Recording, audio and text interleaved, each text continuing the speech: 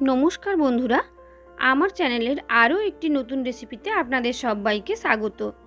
বেশ অনেক দিন ধরে তীব্র গরমের পর হঠাৎ করে বৃষ্টি হওয়ায় বাড়ির সবারই ইচ্ছে ছিল স্ন্যাক্স জাতীয় কিছু খাওয়ার। তাই দোকান থেকে না কিনে মাত্র 300 গ্রাম মুরগির মাংস দিয়ে ঝটপট বাড়িতে বানিয়ে ফেললাম চিকেনের এই স্ন্যাক্সের রেসিপি। তো চলো রেসিপিটা শুরু থেকে শেষ অবধি দেখতে থাকো। আর রেসিপি ভালো লাগলে অবশ্যই চ্যানেলটাকে সাবস্ক্রাইব করে আমার পাশে থাকার অনুরোধ তোমাদের সবার কাছে রইল। আজ শেয়ার করব চিকেন কাটলেটের রেসিপি। তার জন্য প্রায় 300 গ্রাম বোনলেস চিকেন, 4-5 টুকরো ছোট টুকরো আদা, 8-10 কোয়া রসুন আর 5-6টা কাঁচা লঙ্কা একসাথে আমি মিক্সিতে পেস্ট করে নিলাম। দুটো আলু সেদ্ধ করে গ্রেটার দিয়ে গ্রেট করে রেখেছিলাম, পুরোটাই দিয়ে দিলাম। এবার এর মধ্যে মিশিয়ে দেব কয়েকটা মশলা। দিলাম একদম কুচি করে রাখা পেঁয়াজ, দুটো বড় সাইজের পেঁয়াজ ছোট কুচি করে কেটে রেখেছিলাম, পুরোটাই পেঁয়াজ দিয়ে দিয়েছি।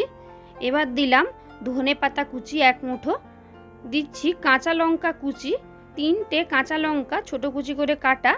লঙ্কা অবশ্যই যে যা স্বাদ বুঝে দেবে, যেহেতু লঙ্কা আগে পেস্ট করা আছে। দিয়েছি স্বাদ মতন নুন, সামান্য হলুদ গুঁড়ো আর একটু বেশি পরিমাণে লঙ্কার গুঁড়ো, 1 চা চামচ গোলমরিচ গুঁড়ো আর 1 চা চামচ চিকেন মশলা আর 2 চা চামচ মতন সাদা তেল একসাথে মিশিয়ে খুব ভালো করে এটাকে মেখে নেব, যাতে সব কিছু মশলা, চিকেন, আলু সব একদম চারদিকে সমানভাবে মিশে যায়। 2 থেকে 3 মিনিট সময় নিয়ে খুব ভালো করে একদম মেখে নিতে হবে পুরো মিক্সচারটাকে। দেখো সুন্দরভাবে মেখে নিয়েছি। এবার এভাবে 2 হাতের তালুতে আমি তেল লাগিয়ে নিলাম। আর যেহেতু কাটলেট তাই আমি গোল গোল শেপে বানিয়ে নিচ্ছি। তোমরা যে যার ইচ্ছে মতন শেপ দিয়ে বানাতে পারো। দেখো গোল গোল শেপ করে কাটলেটের আকারে আমি গড়ে নিয়েছি। এবার এটাকে কোট করার পালা। দেখো একদিকে নিয়ে নিয়েছি আমি একটা ডিম ফাটিয়ে, তার মধ্যে সামান্য নুন দিয়ে আমি ফেটিয়ে নিচ্ছি। আর নিয়ে নিয়েছি ব্রেড ক্রাম্বস। এই ব্রেড ক্রাম্বস তোমরা দোকান থেকেও কিনে ব্যবহার করতে পারো কিংবা বাড়িতেও বানাতে পারো।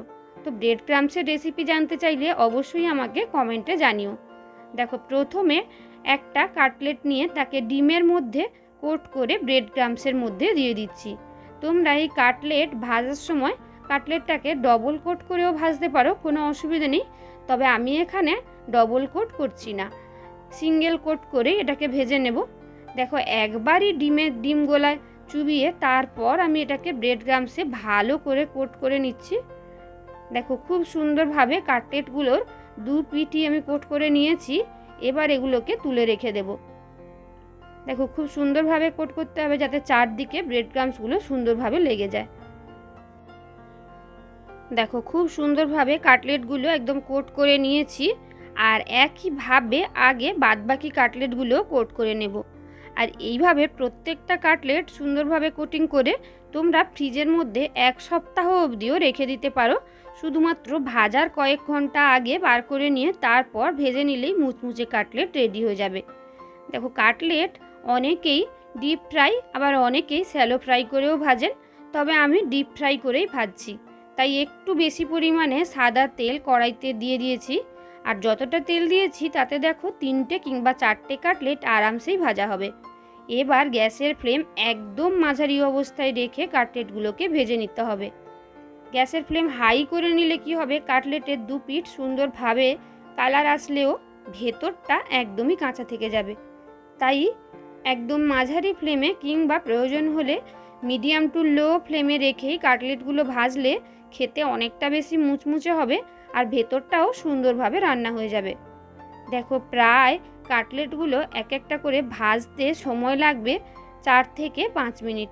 মানে এই 3টে কাটলেটই প্রায় 4 থেকে 5 মিনিট সময় নিয়ে উল্টে পাল্টে নেওয়ার পর সুন্দরভাবে ভাজা হয়ে গেছে। আর কালারটাও কতটা সুন্দর এসেছে তোমরা বুঝতে পারছো। তো তুলে নিচ্ছি আর একইভাবে বাদবাকি কাটলেটগুলো আমি ভেজে নেব।